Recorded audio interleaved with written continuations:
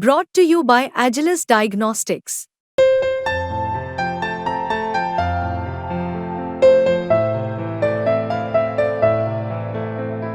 Agilus Diagnostics.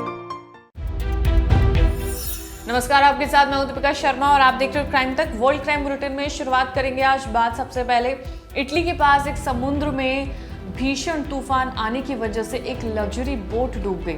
अब इसमें Britain के एक जाने माने टेक्नोलॉजी के दिग्गज जो अपनी बेटी के साथ लापता है, यानी कि उनकी बेटी का भी कुछ पता नहीं चल पाया है और ये दिग्गज टेक्नोलॉजी टाइकून भी लापता है, जिसके लिए पूरा रेस्क्यू ऑपरेशन चलाया जा रहा है, लेकिन अभी तक कोई भी सुराग नहीं मिला है।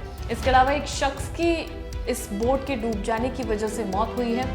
इसके अलावा टेक टाइकून के अलावा भी कई लोग इसमें लापता हैं, जिनको ढूंढने के लिए भी पूरा सर्च ऑपरेशन चलाया जा रहा है। इसमें से 6 लोग अभी भी लापता हैं और रिपोर्ट्स के मुताबिक जहाज पर सवार लिंच की पत्नी यानी कि टेक्नोलॉजी दिग्गज माइक लिंच की पत्नी समेत कुल 15 लोगों को रेस्क्यू कर लिया गया है, जिनमें से 8 को अस्पताल में भर्ती कराया गया है। यानी कि माइक लिंच की पत्नी को तो रेस्क्यू कर लिया गया है, लेकिन अभी तक उनका पता नहीं चल पाया है। इटली तटरक्षक ने एक बयान में कहा कि ब्रिटिश फ्लैग वाला एक बेसियन एक सेल बोट थी जो 22 लोगों को ले जा रही थी। इसी दौरान समुद्र में भीषण तूफान आया और बोट डूब गई। बोट लहरों के नीचे गायब हो गई। डूबने से पहले 15 लोग बच गए, जिनमें से लिंच की पत्नी एंजेला बेकारेस जो नाव की मालिक थी, वो उनको बचा लिया गया है। मृतकों और लापता लोगों के नाम तुरंत जारी नहीं किए गए हैं, लेकिन बचाव अभियान से परिचित एक व्यक्ति ने इस बात की पुष्टि की है कि लिंच और उनकी 18 साल की बेटी हन्ना का पता नहीं चल पाया है। इटली की मीडिया की रिपोर्ट्स के मुताबिक मृत व्यक्ति बोट पर सवार शेफ था, जिसकी मौत हुई है। लापता लोगों में ब्रिटिश, अमेरिकी और कनाडाई नागरिक शामिल हैं। उनकी तलाश में रेस्क्यू ऑपरेशन चलाया गया है।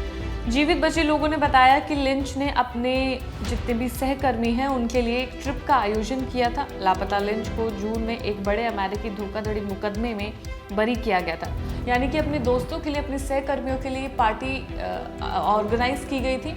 लेकिन इस बोट के डूब जाने की वजह से, जिसमें 15-16 लोग शामिल थे, उनमें से कई लोगों को रेस्क्यू कर लिया गया है, लेकिन अभी तक ये टेक टाइकून लापता है, जिनके लिए सर्च ऑपरेशन चलाया जा रहा है। और अगली बड़ी खबर, प्रधानमंत्री नरेंद्र मोदी 23 अगस्त को यूक्रेन जाएंगे। दरअसल यूक्रेन के राष्ट्रपति जेलेंस्की ने प्रधानमंत्री नरेंद्र मोदी को इनवाइट दिया था, जिसके बाद अब प्रधानमंत्री मोदी वहां जाएंगे। इसके अलावा जब से यूक्रेन अलग देश बना है, तब से लेकर अभी तक भारत का कोई भी प्रधानमंत्री वहां नहीं गया था, दौरा करने नहीं गया था, लेकिन इस बार प्रधानमंत्री नरेंद्र मोदी वहां जाएंगे, क्योंकि रशिया और यूक्रेन की जंग जो लगातार जारी है, कई वक्त से जारी है, उसके बीच में कई मुद्दे उठाए गए हैं, कई देश भी शामिल हुए, लेकिन अभी तक वो जंग नहीं रुकी है। अब इसके बाद प्रधानमंत्री मोदी ने यूक्रेन का दौरा करने का फैसला किया है। प्रधानमंत्री यूक्रेन से पहले 21 और 22 अगस्त को पोलैंड में रहेंगे। पिछले 45 साल में किसी भी भारतीय प्रधानमंत्री की ये पहली पोलैंड यात्रा है। विदेश मंत्रालय ने प्रधानमंत्री के यूक्रेन जाने की जानकारी दी है। MEA में सचिव तन्मय लाल ने कहा कि भारत के रूस और यूक्रेन दोनों के साथ संबंध है। प्रधानमंत्री वहां रूस यूक्रेन जंग खत्म करने पर भी चर्चा करेंगे। इससे पहले प्रधानमंत्री रूस गए थे, जहां कई मुद्दों पर भी चर्चा हुई थी। PM मोदी ने 20 मार्च को पुतिन और जेलेंस्की दोनों से फोन पर बातचीत भी की थी।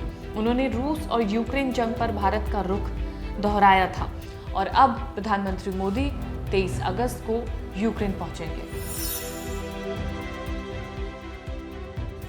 और अगली खबर, यूक्रेनी सेना लगातार रूस में घुसती जा रही है और कई ऐसे अहम पुल जो थे, यानी कि जो ब्रिजेस थे, उनको कोलैप्स किया गया है।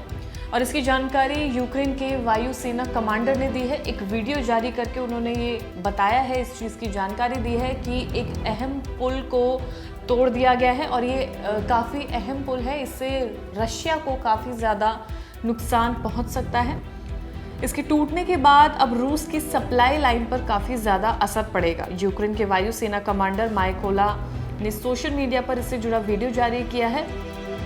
रूस में ये दूसरा पुल है जिसे यूक्रेन ने तबाह किया है। 2 दिन पहले यूक्रेनी सेना ने कुर्स्क के इस इलाके के एक और पुल को गिरा दिया था। ये पुल सीम नदी पर बना हुआ था। ये यूक्रेन की सीमा से 15 किलोमीटर दूर है। अभी तक इस बात की आधिकारिक जानकारी नहीं मिली है कि रविवार को जिस पुल पर हमला हुआ है वो वास्तव में कहाँ हुआ है।